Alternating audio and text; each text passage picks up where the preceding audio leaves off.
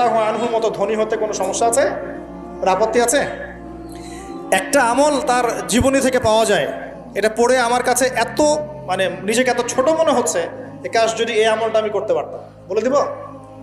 চেষ্টা করছি যে করার, আপনারাও করার চেষ্টা করেন।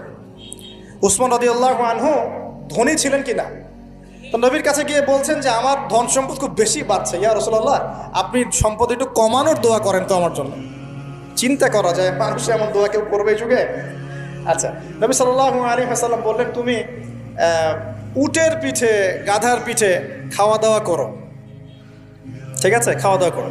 তো তিনি খাওয়া দাওয়া করেন। এখন কয়দিন বলতে কতদিন আল্লাহ ভালো জানেন, তিনি এসে বলছেন ইয়া রাসূলুল্লাহ আমার তো সম্পদ আরও আগের চেয়ে বাড়তেছে, দেখি আপনি কি দোয়া করলেন, সম্পদ তো আরও বাড়া শুরু করেছে এখন। তখন তিনি বলছেন যে তুমি যখন খাও তখন তোমার হাত থেকে যদি খাবার পড়ে যায় তুমি কি করো? তখন তিনি বলেছেন আমার হাত থেকে খাবার যদি পড়ে যায়, একটা দানাও যদি পড়ে যায়, আমি উটের পিঠ থেকে নেমে সেই খাবারটাকে তুলে পরিষ্কার করে তারপর খাই।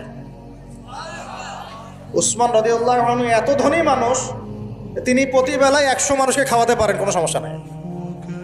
তিনি একাই তাবুকের যুদ্ধে 30,000 সৈন্যের দায়িত্ব নিয়েছেন। 30,000 সৈন্য 3 মাস যাবে, যাত্রা বিরতি করবে, খাবে দাবে, তাদের ঘোড়া অস্ত্রশস্ত্র সব দায়িত্ব একজন ব্যক্তি বহন করেছেন, ওসমান রাদিয়াল্লাহু আনহু। কত বড় ধনী আপনি চিন্তা করেন। উনার মতো ধনী কোনো পররাষ্ট্রমন্ত্রীও নাই পৃথিবীতে, এখন কোনো বিশ্ব নেতাও নাই উনার মতো।